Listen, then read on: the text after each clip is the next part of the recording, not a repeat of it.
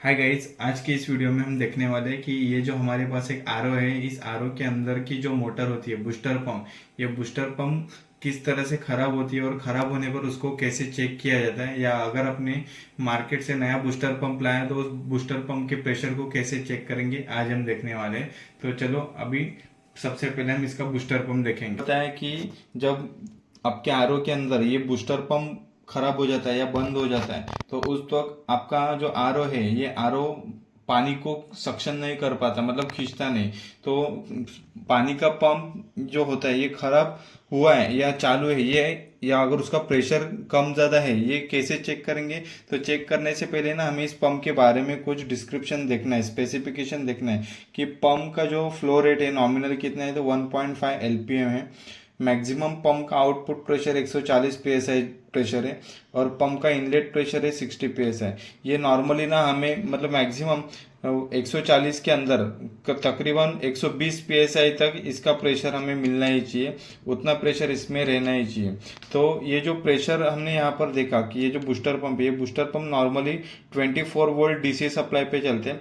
ये 24 वोल्टेज से लेकर किसी में 28 वोल्ट तो किसी में 32 वोल्ट या किसी में 36 वोल्टेज के ये बूस्टर पंप होते हैं। तो हमेशा ये जो बूस्टर पंप होते हैं, इस बूस्टर पंप को चेक करते समय आपको एक एडेप्टर का प्रयोग करना है जो डीसी सप्लाई जनरेट करता है। तो इस पंप को चलाने के लिए यहाँ पर आपने जो ये इसके लीड्स देखे, इसमें से एक पॉजिटिव और नेगेटिव ऐसे दो वायर्स हैं।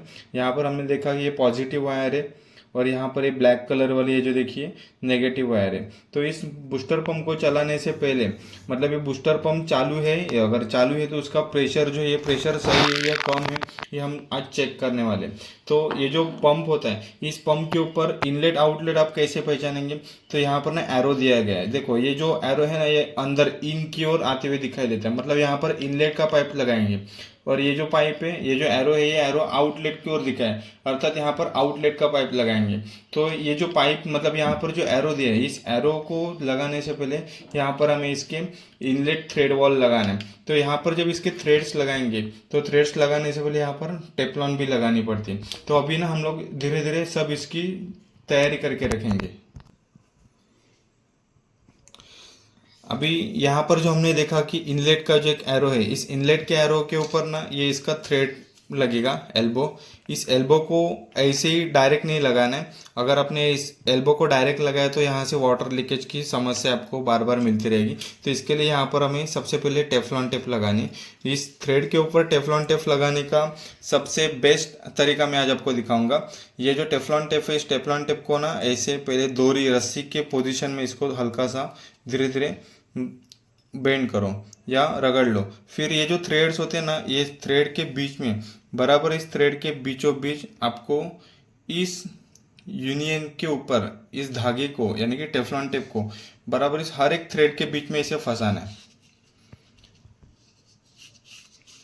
जैसे जैसे आप टेफ्लॉन टेप इस टेप में से निकालते जाएंगे, वैसे ही इस धागे को यानी कि टेफ्लॉन टेप को हर एक थ्रेड के बीचों बीच ऐसे फंसाना है।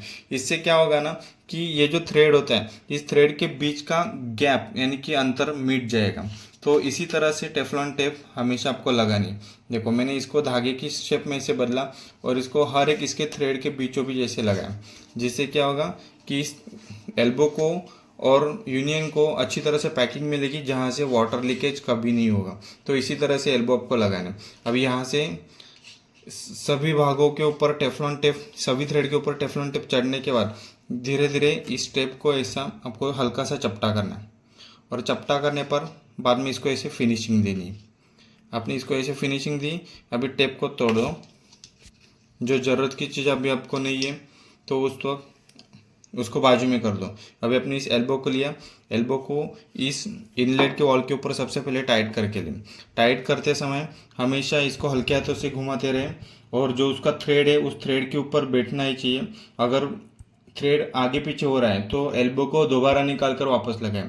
अभी हमने ना इस थ्रेड को पहले मैच किया और इस धीरे धीरे इस एल्बो को इसके ऊपर ऐसे टाइट करते गए।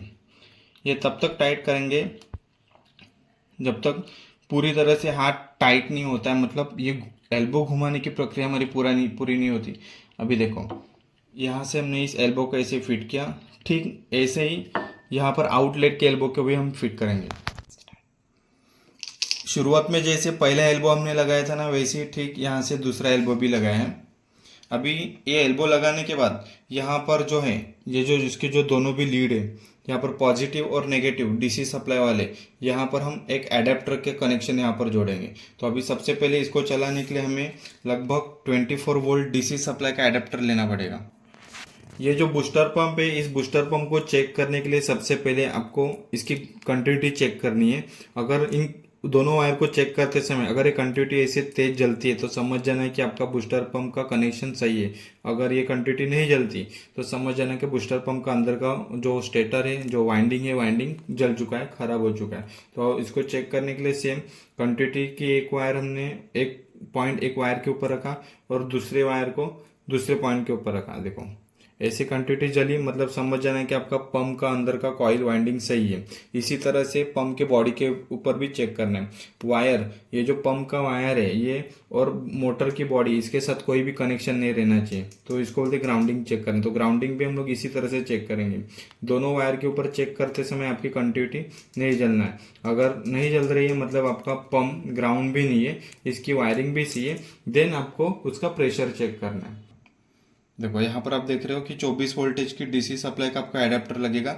इस एडेप्टर के द्वारा आप इस बूस्टर पंप को चला सकते हो। फिर बूस्टर पंप को सप्लाई मिलने के बाद इसकी पावर, प्रेशर सही तरह से है कि नहीं हम लोग चेक करेंगे। तो अभी सबसे पहले यहाँ पर अभी हम इसके एडेप्टर के कनेक्शन ज्वाइन करेंगे। देखो ये जो एडेप्टर है, इस एडेप्टर की स्पेसिफिकेशन क्या है, देखो ये लगभग 110 वोल्टेज से लेकर 300 वोल्टेज इनपुट एसी सप्लाई के रेंज में चल सकता है। मतलब ये डिम वोल्टेज पे भी काम करेगा, मैक्सिमम वोल्टेज पे भी काम करेगा।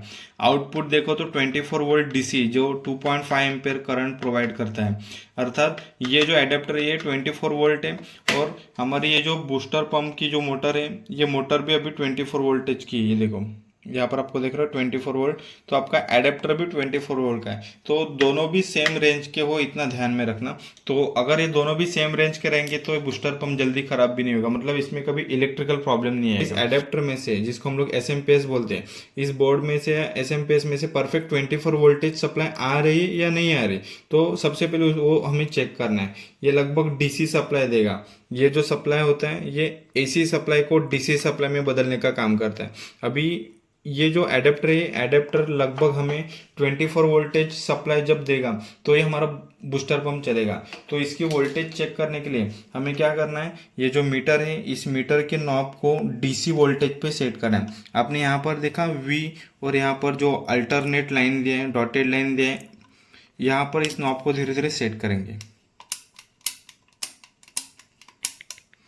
देखो ऐसे हमने यहाँ पर अभी सेट किया इस नॉब को और डीसी वोल्ट के ऊपर सेट किया। डीसी वोल्ट के ऊपर सेट करने पर जो कंटिन्यूटी के जो दोनों भी वायर है ना, इस दोनों भी वायर को, इस दो कंटिन्यूटी के दोनों वायर को एडेप्टर के दोनों वायर के साथ जोड़ेंगे। लेकिन ये जोड़ने से पहले अभी हमें क्या करना है कि इस एडेप्टर को, ये जो एडेप्टर है, इस एडेप्टर को सबसे पहले सप्लाई देना है।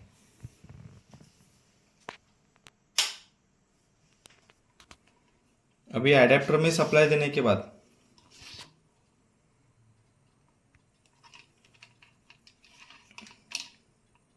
एक वायर अपने इस वाइट केबल के साथ लगाई जो ब्लैक वाइट है, और दूसरे वायर को हमने इस ब्लैक के साथ जोड़ा। आप यहाँ पर देख रहे हो डिस्प्ले के ऊपर 24 वोल्ट डीसी सप्लाई आपको दिखाई देगा, मतलब ये अभी 24 वोल्टेज की सप्लाई आपको दे रहे हैं।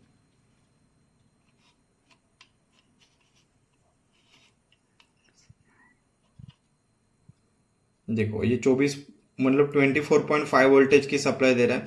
इस तरह से जिस मोटर के लिए आपको बूस्टर पंप या जिस बूस्टर पंप को चलाने के लिए जितनी वोल्टेज की आवश्यकता है उतनी वोल्टेज आपको इस एसएमपीएस में से मिलनी चाहिए। अगर उतनी वोल्टेज प्रॉपर आ रही है तो आपको बूस्टर पंप रेगुलर और कंटिन्यू चलेगा। अगर वोल्टेज कम ज़्यादा हो रही है तो मैं आपसे रिक्वेस्ट करूंगा कि उस समय ये जो एसएमपीएस होते हैं, ये जो आप यहाँ पर एसएमपीएस देखते हो, इस एसएमपीएस को चेंज करें। जब आप इस एसएमपीएस को कम ज़्यादा वोल्टेज होने की स्थिति में चेंज कर देते हो तो आपका बूस्टर पंप, आपका आरओ सही तरह से काम करने लगेगा। तो इस तरह से एसएमपीएस की वोल्टेज की टेस्टिंग की जाती है। अभी आपको क्या करना है, ये जो बूस्टर पंप के जो दोनों भी वायर्स है ना, इस वायर्स में पॉजिटिव नेगेटिव कैसे पहचानेंगे। देखो आपने क्या किया, ये जो व्हाइट और ब्लैक कलर की जो केबल है ये पॉजिटिव है और ये सिर्फ ब्लैक कलर के जो केबल ये नेगेटिव है। तो अभी ना हम यहाँ पर पॉजिटिव और नेगेटिव की सप्लाई यहाँ पर जोड़ेंगे। सबसे पहले हमने नेगेटिव की सप्लाई ले ली, इस नेगेटिव की सप्लाई को यहाँ पर जोड़ा। अभी टेम्परवरी हम इस सिर्फ पंप को चेक करने के लिए कनेक्शन कर रहे हैं, इसलिए हम ऐसे ज्वाइन कर रहे हैं, नहीं तो प्रॉपर स्ट्रेट ज्वाइन करने का प्रयास करें। देखो पॉजिटिव नेगेटिव के दोनों भी सप्लाई वायर यहाँ पर अभी हमने जोड़े। जिस स्थान पर ज्वाइन किया वहाँ से लगभग इंसुलेशन टेप का प्रयोग करना है। अभी इसका जो इनपुट सप्लाई वायर है, कोड वायर, इस कोड वायर को हमें बोर्ड में लगाना है। जैसे आपको बताया कि ये जो कनेक्शन आप करेंगे टेस्टिंग के लिए, तो वहाँ पर आपको इंसुलेशन टेप का प्रयोग करना है, क्योंकि आप इलेक्ट्रिकल काम कर रहे हो और इलेक्ट्रिकल काम में कोई भी लापरवाही नहीं करनी है। जहाँ पर भी कोई लूज वायर दिखाई देता है या ओपन वायर दिखाई देता है, वहाँ पर ऐसे तुरंत इंसुलेशन टेप लगा के लें। दोनों जॉइंट के ऊपर हमने इंसुलेशन टेप लगा के ले ली। अभी इस तरह से हमने बूस्टर पंप के कनेक्शन किए।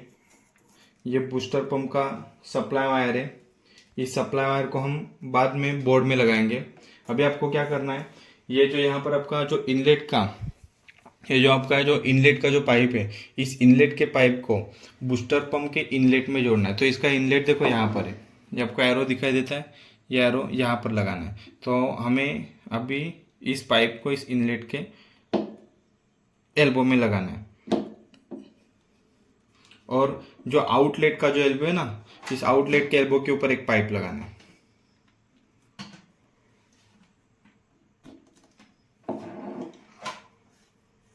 कनेक्शन देखो कैसे किया है। आप यहाँ पर देख रहे हो कि नल में से जो पाइप, मतलब जो इनलेट का जो पानी आ रहा है, इनलेट का पानी जा रहा है इस बूस्टर पंप में, इनलेट में, और बूस्टर पंप का जो आउटलेट का जो पाइप है, ये जो आप यहाँ पर देख रहे हो, इस आउटलेट का जो पाइप है ना, यहाँ से मैंने खुला रखा है। यहाँ से हम इसका प्रेशर चेक करेंगे। तो प्रेशर चेक करने का एकदम इजी तरीका बताऊंगा आपको। तो अभी हम प्रेशर चेक करने से पहले क्या करेंगे, यहाँ पर जो इसका पानी का जो कनेक्शन है, इस पानी के कनेक्शन को यहाँ से ऑन करेंगे। देखो पानी के कनेक्शन को ऑन किया, अभी यहाँ पर ना पानी आने लगा। पंप को अभी तक हमने सप्लाई नहीं दी है। उनका काम है कि बूस्ट करना, जो प्रेशर होता है प्रेशर को बढ़ाना। यहाँ से जो प्रेशर आ रहा है ये लो प्रेशर में आ रहा है, यहाँ से प्रेशर हाई प्रेशर में जाएगा, क्योंकि इसके आरओ के अंदर कई सारे फिल्टर लगे होते हैं, मेम्ब्रेन लगे होते हैं। तो उस हर एक फिल्टर में से पानी का सर्कुलेशन होने के लिए प्रेशर होना बहुत ज़रूरी है। तो अभी हम क्या करेंगे, यहाँ से जो इसकी वायर है, ये जो आप यहाँ पर देख रहे हो, इस वायर को पहले बोर्ड में लगाएंगे। अभी हम यहाँ से कनेक्शन को चालू करेंगे। जैसे आप कनेक्शन को चालू करते हो तो यहाँ पर आप देख रहे हो ये जो पानी का प्रेशर है ना, ये पानी का प्रेशर को अभी हम यहाँ से हाथ से दबा के रखेंगे। अगर दबाने पर मान लो कि आपका थंब जो अंगूठा है अगर फेंकने लगा तो इसका प्रेशर सही है। देखो आप देख सकते हो कि यहाँ से ना पानी के फव्वारे ऐसे उड़ रहे हैं। अभी हमें क्या करना है, इसको ऐसे ही दबा के रखना है और इसकी सप्लाई को बंद कर देना है।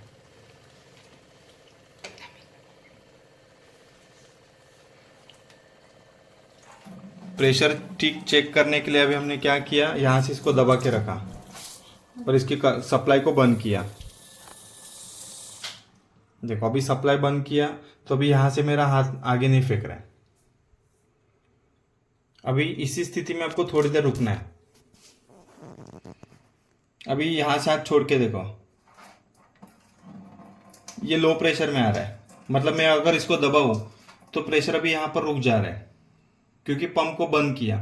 अगर पंप को हम लोग सप्लाई देंगे तो सप्लाई देने पर तुरंत प्रेशर को बढ़ाएगा। देखो अभी तुरंत वापस पंप को चालू करके देखते हैं कि इसका प्रेशर बढ़ता है कि नहीं बढ़ता है।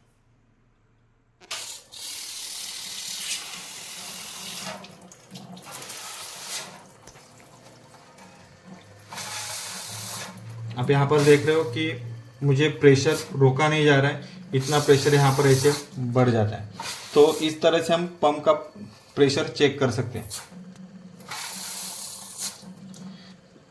चलो अभी पंप की सप्लाई हमने बंद की, तो पंप की सप्लाई बंद करने के बाद क्या किया, यहाँ से पानी को रोक के दिखा, ये इजीली रुक जाता है। मतलब जब पंप को सप्लाई मिलती है ना, या पंप आपका सही तरह से चालू रहता है, तो उस वक्त आपका पंप हाई प्रेशर जनरेट करता है। मतलब लो प्रेशर का जो पानी आ रहा है, इस लो प्रेशर के पानी को हाई प्रेशर में बदलता है, और इस तरह से आपके आरओ में वाटर सर्कुलेशन होता है। और अगर ये पंप सही तरह से काम कर रहा होगा तो ये आपके आरओ में आपको पानी तेज गति में मिलेगा। अदरवाइज आपका पंप यानी कि आरओ चालू रहेगा, चलता रहेगा, ओवर हीट रहेगा, या चलने के दौरान बहुत गड़गड़ गड़गड़ गड़गड़ गड़गड़ आवाज करने लगेगा और आपको पानी कम मात्रा में देगा। तो उस वक्त आपको इस पंप को निकाल के पंप के प्रेशर को इस तरह से चेक करना है। ऐसे ही कुछ वीडियोस देखने के लिए, आरओ के रिलेटेड और प्यूरीफायर के रिलेटेड वीडियोस देखने के लिए हमारे चैनल को लाइक, शेयर और सब्सक्राइब जरूर करें। Thank you.